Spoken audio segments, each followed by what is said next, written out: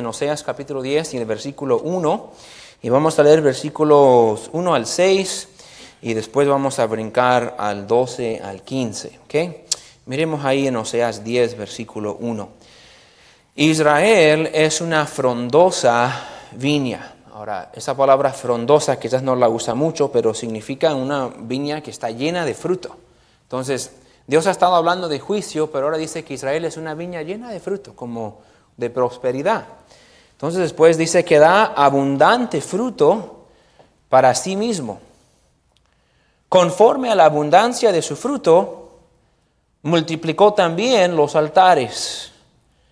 Conforme a la bondad de su tierra, aumentaron sus ídolos. Está dividido su corazón. Ahora serán hallados culpables. Jehová demolerá sus altares, destruirá sus ídolos. Seguramente dirán ahora, no tenemos rey, porque no temimos a Jehová. ¿Y qué haría el rey por nosotros? Ahí sigue hablando y vamos a ver estos versículos en un ratito. Dios habla de cómo los va a juzgar, pero miren conmigo versículo 12. Dice, sembrad para vosotros en justicia, segad para vosotros en misericordia. Hacer para vosotros barbecho, porque es el tiempo de buscar a Jehová, hasta que venga y os enseñe justicia. Habéis arado impiedad, y segasteis iniquidad. Comeréis fruto de mentira, porque confiaste en tu camino y en la multitud de tus valientes. Por tanto, en tus pueblos se levantará alboroto y todas tus fortalezas serán destruidas, como destruyó Salmán a Betarbel en el día de la batalla, cuando la madre fue destrozada con los hijos. Así hará a vosotros Betel por causa de vuestra gran maldad. A la mañana será del todo cortado el rey de Israel. Ahora, miramos la semana pasada y hemos estado mirando que el libro de Oseas es un libro de juicio. Dios nos manda, y Pablo nos dio el ejemplo en el libro de Hechos, de que un predicador debe de predicar todo el consejo de la palabra de Dios. Y si vamos a hacer eso, tenemos que predicar los libros proféticos. Y de los 17 libros proféticos, la mayoría habla de juicio, del juicio de Dios sobre un pueblo desobediente. Entonces no son los pasajes quizás más cómodos o más divertidos donde entramos salimos de la iglesia sintiendo, el pastor me animó. Pero son pasajes muy necesarios y vamos a ver otra vez esta tarde este pasaje y creo que nos puede ser de ayuda. Vamos a orar y buscar al Señor. Gracias, Señor, por otra semana que podemos vivir, podemos disfrutar de tus bendiciones, de nuestras familias, de nuestros bienes con los cuales tú nos has bendecido. Podemos disfrutar ser pueblo tuyo y caminar contigo. Señor, gracias por la protección que nos das, por la provisión, por nuestra iglesia. Pido que nos ayude en este momento, Señor, a tomar serio nuestro tiempo juntos en tu palabra, que podamos examinar no la vida de alguien más, pero la vida nuestra, que podamos ver si quizás este asunto con el que estaba batallando el pueblo en el tiempo de Oseas sigue siendo una batalla para tu pueblo hoy. Y si es una batalla para nosotros, Señor, pido que nos ayude a corregirlo, a tratar con nuestras vidas y nuestros corazones. Háblenos como solamente usted puede, deme las palabras a mí para comunicar en una manera sincera y genuina lo que usted nos quiere decir aquí y con un espíritu correcto. En el nombre de Jesús se lo pedimos. Amén. Pueden sentarse, hermanos. Gracias por estar de pie.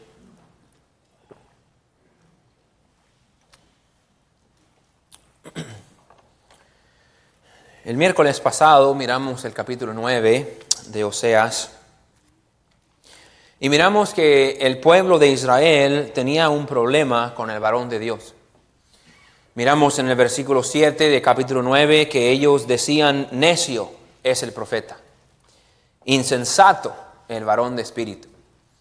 Al pueblo de Dios no le gustaba el mensaje de Oseas. El mensaje de Oseas era un mensaje de juicio, era un mensaje de advertencia.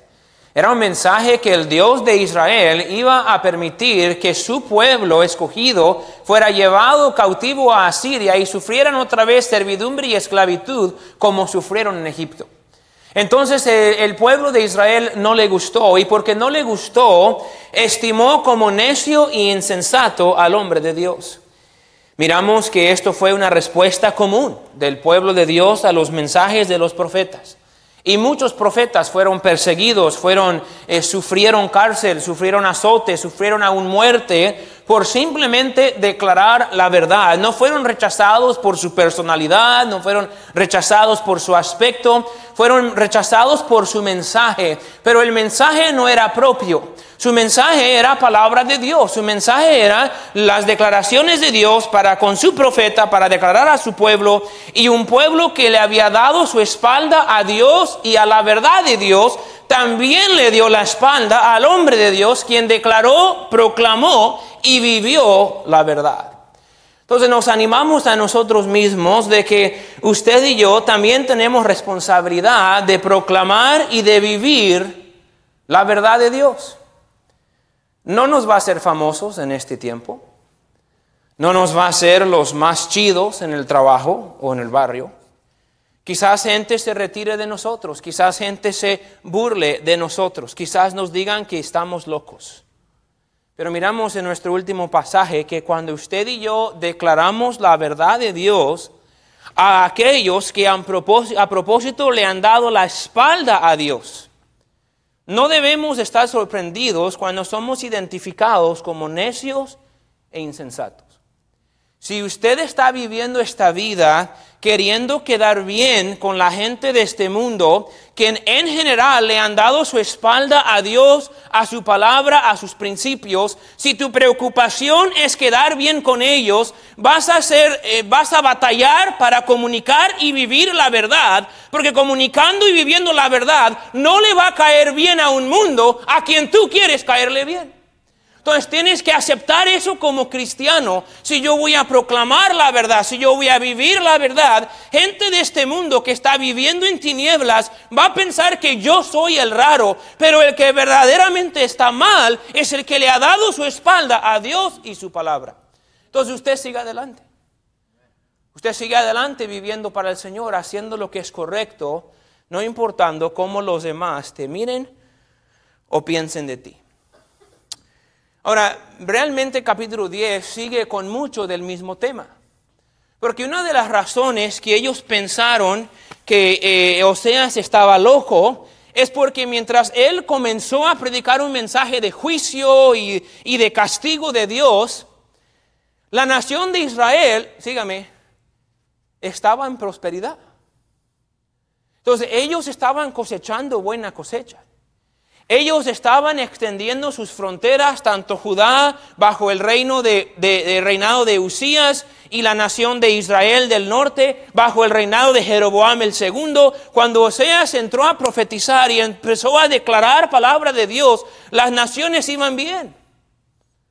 Entonces, por causa de su prosperidad, ellos sienten estamos bien, pero aquí viene este profeta loco diciendo que Dios los va a destruir, pero ellos miran sus campos y ven que hay prosperidad. Entonces, él está loco. Él piensa que Dios nos va a juzgar. Él dice que Dios está airado con nuestra idolatría. Él dice que Dios está airado porque queremos refugiarnos en otras naciones, pero él está loco. Mira la prosperidad. Entonces, capítulo 10 sigue tratando, porque estamos viendo a través de Oseas las razones o todo lo que llevó a cabo para que el pueblo de Israel rechazara la palabra de Dios y por qué es que Dios los va a juzgar. Y uno de sus problemas es, agárrelo, cómo respondieron ellos en los momentos de prosperidad que Dios les dio. Ahora entremos en el tema de esta manera. A través de los años y de las décadas, muchos libros, muchos cantos, muchos mensajes se han predicado acerca del cristiano y la adversidad. Nosotros sabemos que en esta vida habrán problemas. ¿Alguien ha experimentado problemas? Dolor, enfermedad, sufrimiento, rechazo, traición, muerte. En la vida cristiana, usted y yo vamos a enfrentar adversidad. Entonces es bueno y es entendible que autores escriban libros, que pastores prediquen mensajes, que gente escriba cantos y canten cantos que muchas veces nos pueden animar a nosotros, de que Dios es un Dios que se preocupa por el creyente en su momento de adversidad. Y quizás usted en tiempo de adversidad, de tristeza, de prueba, tiene un canto favorito, tiene un libro que le gusta leer, tiene un pasaje de la Biblia que le gusta tratar, porque la realidad es esta: la adversidad en nuestra vida es una verdadera amenaza a nuestra fe. Es una verdadera amenaza a nuestro crecimiento espiritual. Es una verdadera amenaza a que yo sea el creyente que debo y que yo obedezca al Señor. ¿Por qué? Porque cuando viene la adversidad, muchas veces acompañado de la adversidad viene el desánimo.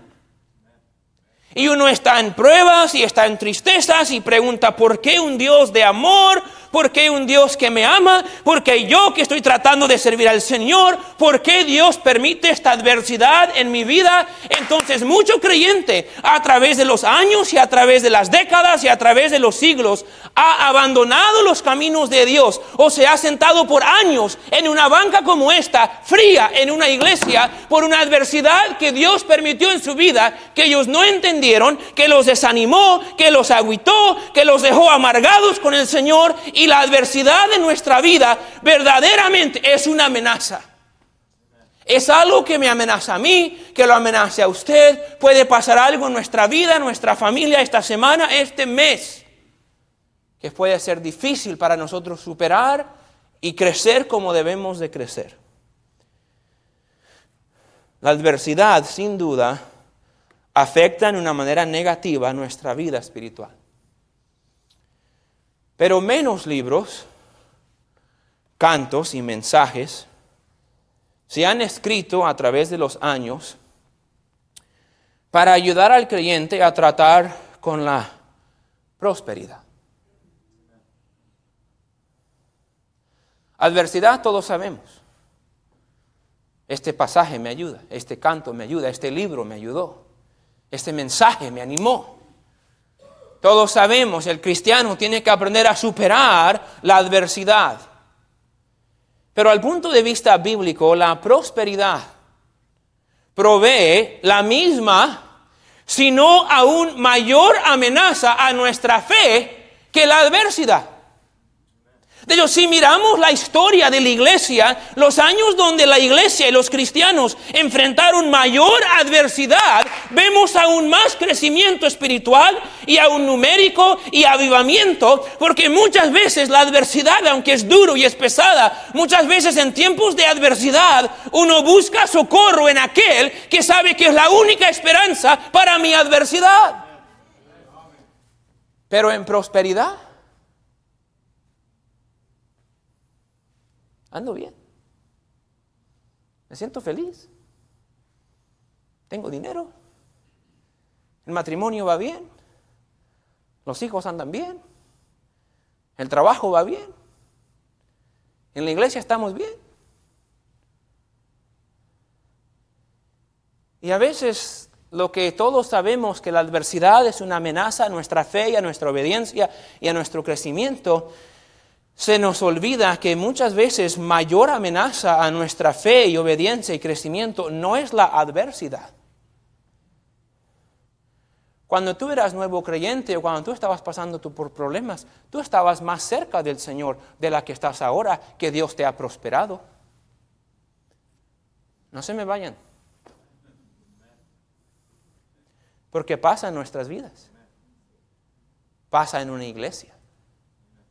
Una iglesia está batallando, la gente no llega, está pasando por un tiempo duro, la gente se une y hay que servir al Señor y hay que crecer esta iglesia y vamos.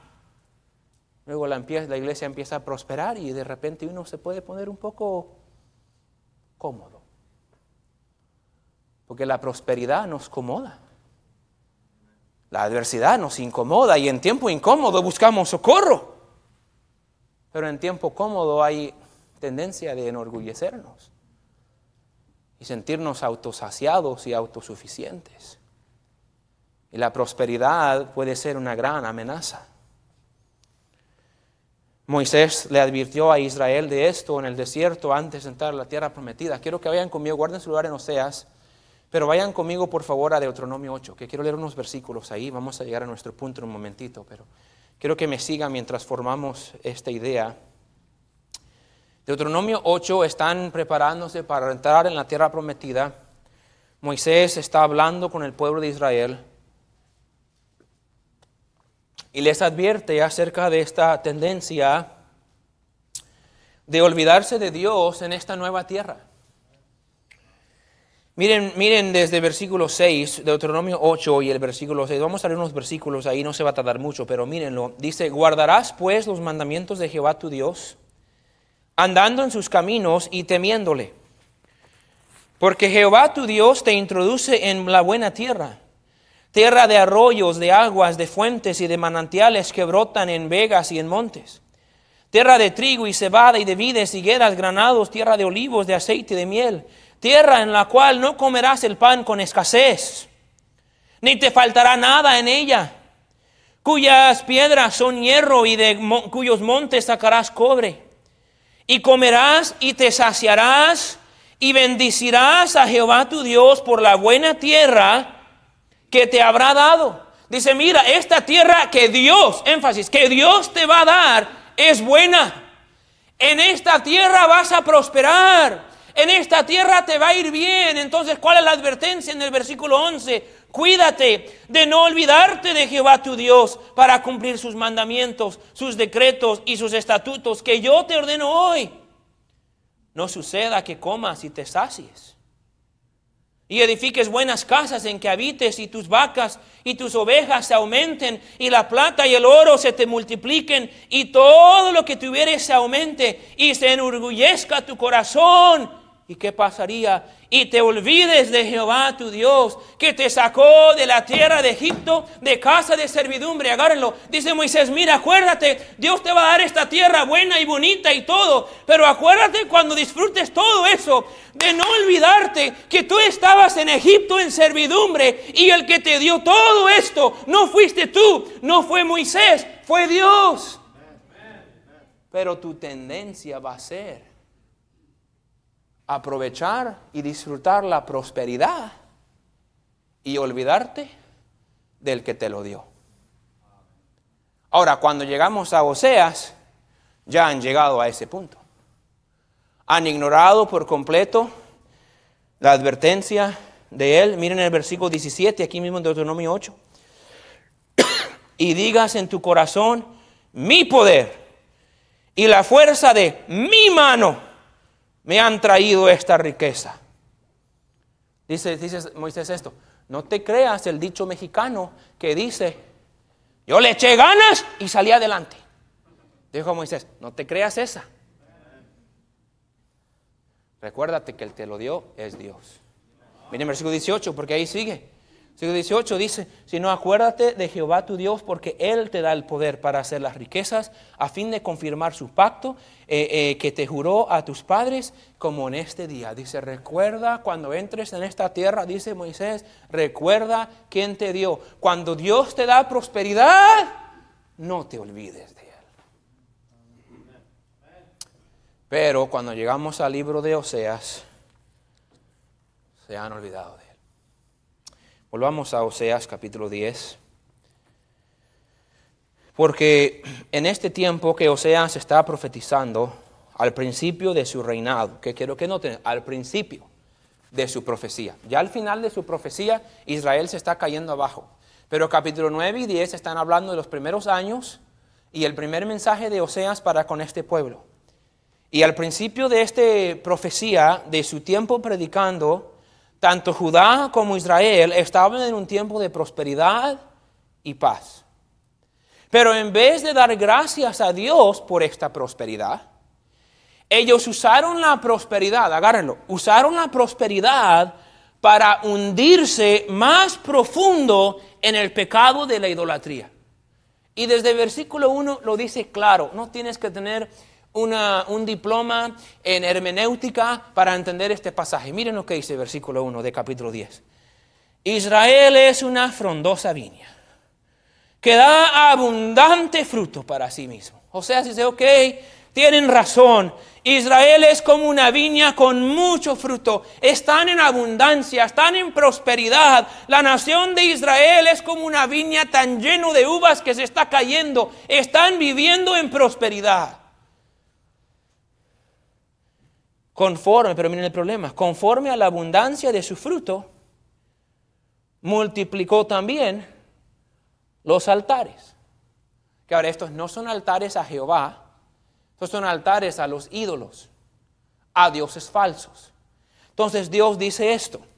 Hay una conexión directa entre el aumento de su prosperidad y el aumento de su idolatría. Mientras más aumenta su prosperidad, más idólatras se hacen. Mientras más tienen, más me abandonan. ¿Lo están siguiendo? Sí, tienen prosperidad. Pero con esa prosperidad, en vez de decir gracias Dios y ser más consagrados al que le dio la prosperidad, esa prosperidad sirve como tropiezo para que se hundan más en la idolatría. Sigan leyendo versículo 1. Conforme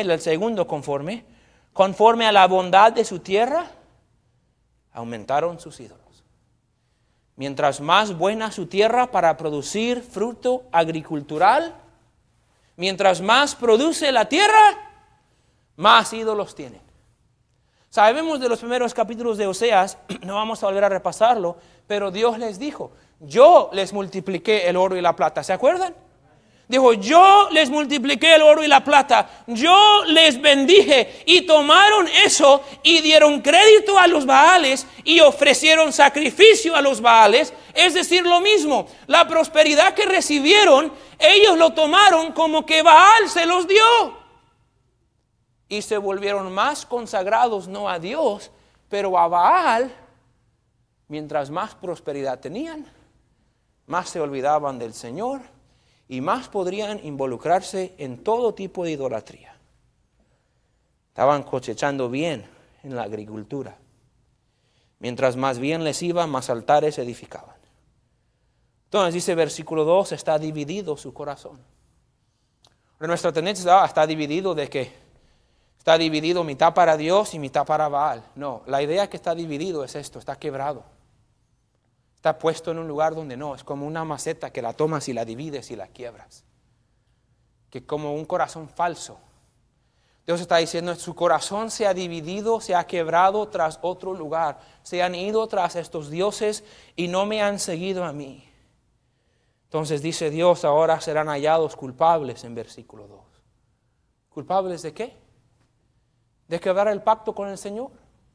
No vamos a ir otra vez a Deuteronomio, pero Deuteronomio 28, Moisés le dijo, mira, cuando entren en la tierra, si ustedes sirven al Señor y se acuerdan de sus mandamientos y lo ponen primero y hacen lo que tienen, Dios les va a bendecir así, así, así, así. Pero si se olvidan del Señor y quiebran su pacto y Dios les halla culpables, entonces Dios los va a maldecir así, así, así. Entonces Dios, ahora dice Oseas, Dios les ha hallado culpables. Agárrenlo. Prósperos, pero culpables. Prósperos pensando, pues yo no ando mal. Si yo andaría mal, ¿por qué me va tan bien? ¿Verdad que es nuestra tendencia a pensar así?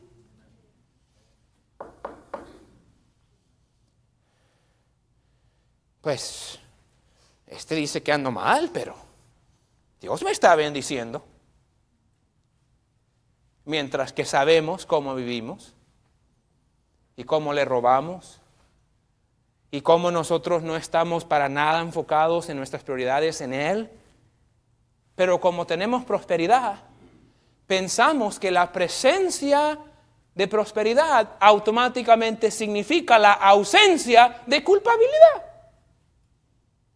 Pero aquí vemos la presencia de prosperidad y la presencia de culpabilidad también. Lo deja claro. Entonces Dios dice que los va a juzgar. La prosperidad les traerá adversidad. Porque la prosperidad puede ser mayor adversario que la adversidad. Quiero que lo agarre, que ahora estoy haciendo un poquito juego con palabras a propósito, pero como mencioné al principio, a veces miramos la adversidad como nuestro adversario, ¿verdad? Yo no quiero problemas, porque esos problemas son mi adversario. Pero quizás su adversario no es adversidad. Su adversario es prosperidad. Y la misma prosperidad que Dios permite, usado mal, se convierte en adversidad. Y Israel va a tener gran calamidad y adversidad como resultado de cómo respondieron en la prosperidad. Su prosperidad les trajo la calamidad. Y es lo que ellos no ven. Y es lo que Dios manda a Oseas a predicarles y a decirles. El juicio vendrá. Miren nomás rápido algunos versículos de ahí, que de este capítulo que hablan de eso. Miren versículo 5. Por las becerras de Betel. Ahora explicamos eso la semana pasada. El primer rey Jeroboam puso una becerra en Betel, donde ellos iban a ir a adorar según a Dios. Pero dice, por las becerras de Betel serán atemorizados los moradores de Samaria. Samaria era la capital de Israel. Dice, van a sufrir por la adoración que le han dado a esa becerra, porque su pueblo lamentará a causa del becerro, y sus sacerdotes que en él se regocijaban por su gloria, la cual será disipada. Miren versículo 8. Y los lugares altos de Abén serán destruidos. El pecado de Israel crecerá sobre sus altares, espino y cardo. Ahora, es decir esto, cuando tú ves algo abandonado, un altar no debe tener espinos y zacate todo por encima, ¿verdad que no? Cuando el altar tiene todo eso es porque está desatendido, nadie lo ha usado. Dice, la tierra va a quedar desolada. Tanto que ese altar que tanto adoraron se va a llenar de zacate y de espinos y ni siquiera se va a ver. Porque va a quedar desolada y abandonada, porque ese altar fue lo que los alejó de mí, y lo que los llevó a esa idolatría fue la prosperidad que yo les di. ¿Se me están siguiendo? Miren a qué punto van a llegar al final del versículo 8. Y dirán a los montes, cubridnos, y a los collados, caed sobre nosotros. Este mismo tipo de palabras lo encontramos en Apocalipsis 6, cuando habla de los grandes juicios de la tribulación, que la gente va a querer que los montes se caigan encima de ellos para morir instantáneamente, para no sufrir el juicio de la ira de Dios. Entonces Dios dice, mira, van a llegar a un punto que los asirios los van a perseguir tanto que van a decir, mejor fuéramos que se caiga el monte encima y nos matara así. Van a desear morir en vez de sufrir la persecución que Asiria va a traer sobre ustedes. Miren versículo 10, y los castigaré cuando lo desee, y pueblos se juntarán sobre ellos cuando sean azotados por su doble crimen. Miren versículo 11, Efraín es novilla domada, que le gusta trillar, mas yo pasaré sobre su lozana cerviz y haré llevar yugo a Efraín. Dice, han estado como una novilla que puede caminar libremente por el campo, pero ahora les voy a poner yugo. Ahora van a tener que como este animal que tiene que labrar. Está hablando de la servidumbre en la que van a tener en Asiria. Dios dice, van a sufrir castigo porque se han aumentado su idolatría. Y una cosa que les ayudó a aumentarla fue la misma prosperidad que yo les di. Entonces Dios dice esto, agárrenlo. Aunque están cosechando bien en la agricultura, no van a cosechar el fruto que más importa. Creo que lo agarre. Quédense conmigo. Están cosechando manzanas y duraznos y uvas y trigo. Pero hay un fruto que más necesitaban cosechar. Esa cosecha es el amor, la misericordia y la bendición de Dios. Esa es la cosecha que verdaderamente importa. Todavía hasta el día de hoy, lo que usted y yo debemos de desear es el favor y la mano de Dios sobre nuestra vida. Yo debo de desear cosechar eso más que el oro, que el material, que la posesión, que la fama. Yo quiero cosechar la mano y el favor de Dios sobre mí. Dios dice, mira, están cosechando esas cosas materiales. pero van a cosechar iniquidad. Miren ahí conmigo versículo 13. Y aquí en esta parte él usa la ley de la siembra y la cosecha. Miren lo que dice. Habéis arado impiedad. Que cuando uno araba para poder sembrar. Entonces arado es como que sembraron. ¿Qué sembraron? Impiedad, desobediencia, pecado, injusticia. ¿Qué van a cosechar? Versículo 13. Y segasteis iniquidad. Comeréis fruto de mentira. Se están comiendo un fruto mentiroso pensando que están bien porque tienen la prosperidad. La historia en Israel era, mira, este año tuvimos buena cosecha. Pero la verdadera historia es que estaban sembrando injusticia y cosecharán juicio, iniquidad y dolor. Entonces Dios dice, han sembrado pecado y van a cosechar iniquidad, juicio y castigo. Entonces Oseas les anima en versículo 12, que es el versículo enfoque de todo el capítulo, mírenlo. Sembrad para vosotros en justicia, segad para vosotros en misericordia. Que paren, okay. No tengo tiempo de meterme aquí y les dije, este capítulo tiene mucho, podemos pasar 3 mensajes aquí. Pero dice esto, siembren justicia. ¿Qué es justicia? Lo que es recto. Obedézcanme. Caminen conmigo. Dejen la idolatría, sigan mi camino, guarden mi pacto, obedezcan a su Dios, siembren obediencia, justicia, búsquenme a mí. Y si siembran justicia, segarán para vosotros en misericordia. ¿Misericordia de quién? Dios.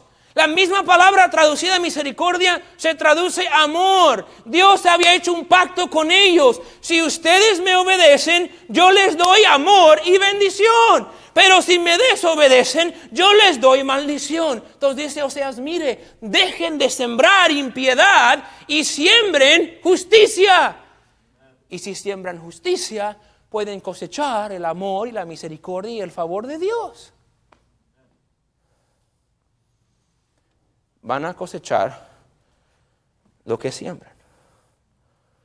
Entonces la prosperidad que Dios les permitió tener va a acabar siendo la causa de su gran adversidad. Es impresionante ver que en el libro de Lucas Cristo también nos advierte bastante acerca del dinero y la prosperidad en nuestras vidas.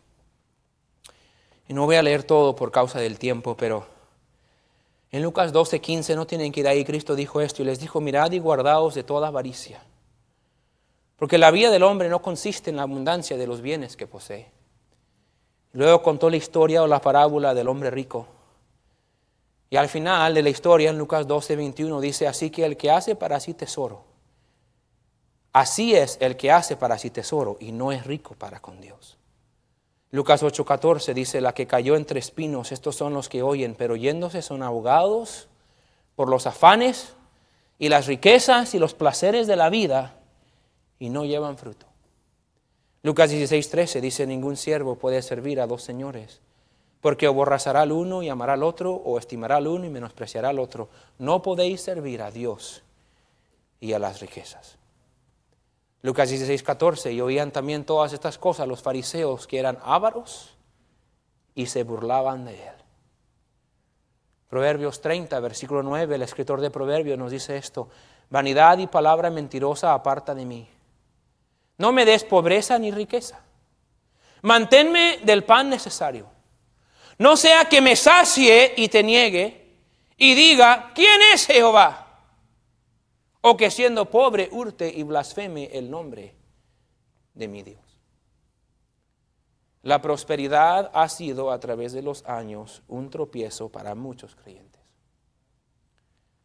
Hermanos, en el país que usted vivimos, en la ciudad que usted y yo vivimos, en general tenemos prosperidad.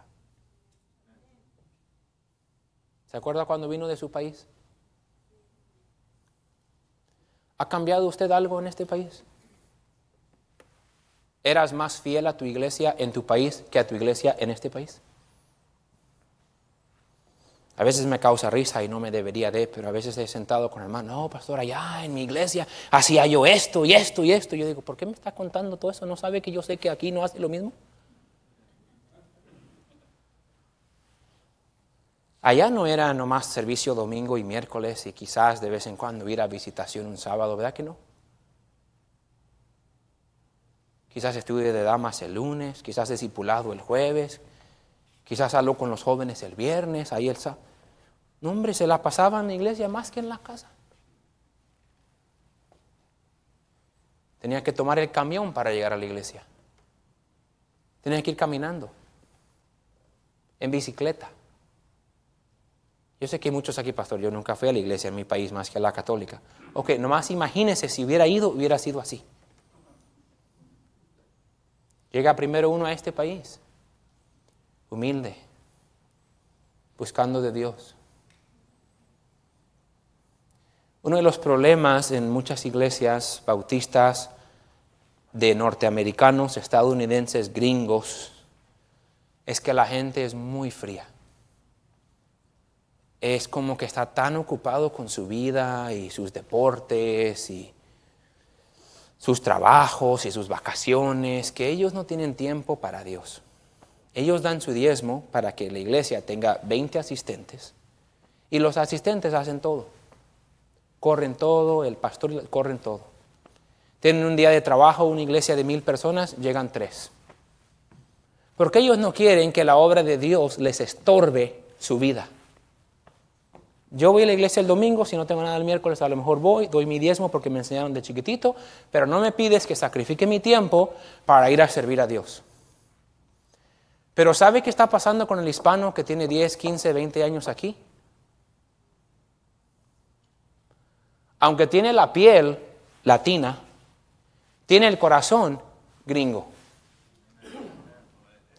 Y mientras el hispano aquí más prospera, y tiene su compañía, y tiene su casa bonita, y ya habla su inglés, how you doing today, y ya empieza a llevarse mejor. Eso de ir un sábado a subirse a un camión, a ir en el calor a tocar puertas, como que yo soy muy fino para eso. Eso de tomar un martes en la tarde e ir a la iglesia para tomar tiempo de visitar o ir a una noche de trabajo, como que yo no tengo tiempo. Porque su prosperidad le ha llenado de ídolos. No Virgen Marías o San Judas Tadeo. Otros ídolos. Y mientras más tienes, más ídolos tienes. Tienes más tiempo para salir del trabajo porque ya no eres el chalán. Ahora eres el jefe. Te vas cuando quieres.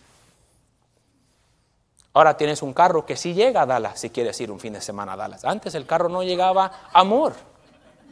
Entonces no salías.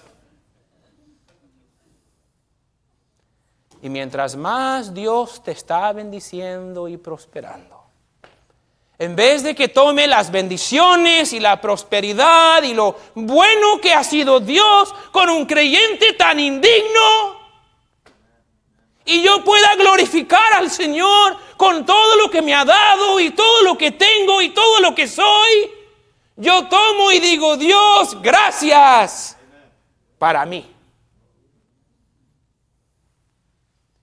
Y mi prosperidad acaba siendo un estorbo a mi crecimiento espiritual. Que a veces Dios tiene que decir, ok, la prosperidad te está estorbando. Vamos a probar un ratito la adversidad. Porque en la adversidad eras mío. En la adversidad me buscabas.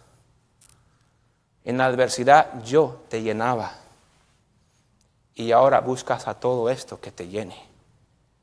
Y pasamos por la adversidad y decimos, pero Dios, ¿por qué a mí? ¿De veras tiene que preguntar eso? Su corazón no era de él.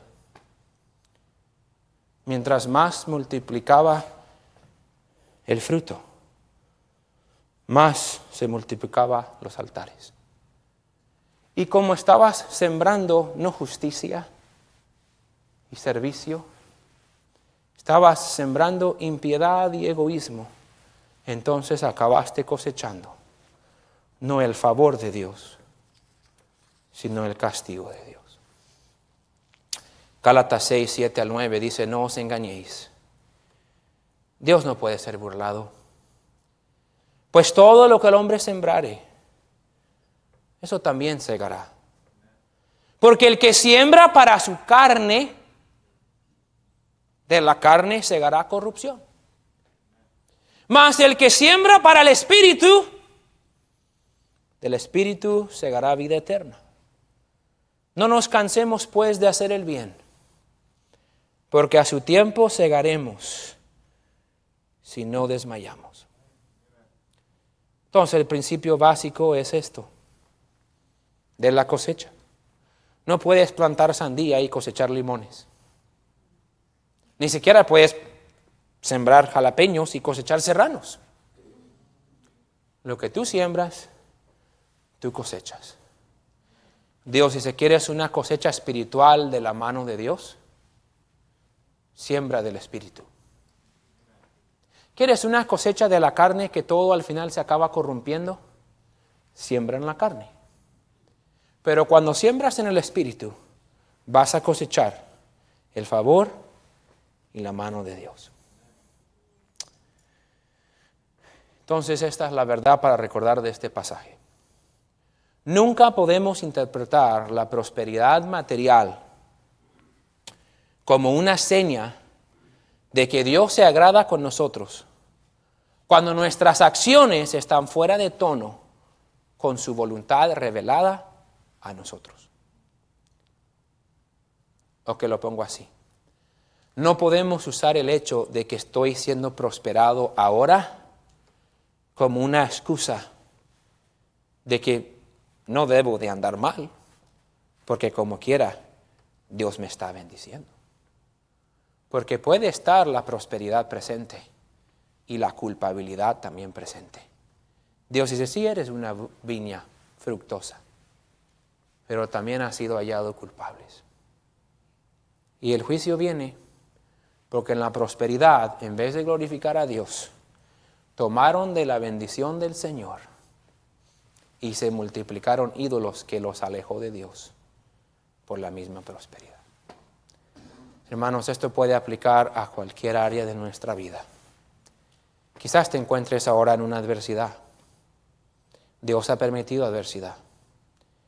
Quizás necesitas preguntarte, puede ser porque en la prosperidad me multipliqué ídolos y Dios me está permitiendo pasar por un tiempo de adversidad para corregir mi corazón que estaba dividido y lo está tratando. Pero mejor trátelo usted. Se necesita reconocer, es cierto, la prosperidad que Dios me ha dado me ha hecho menos cerca de Él y me ha acercado más a otras cosas que realmente me han alejado de Él. Está poniendo en peligro su prosperidad cuando su prosperidad pone en peligro su caminar con Dios. Sea fiel y reconozca que toda prosperidad viene de Él.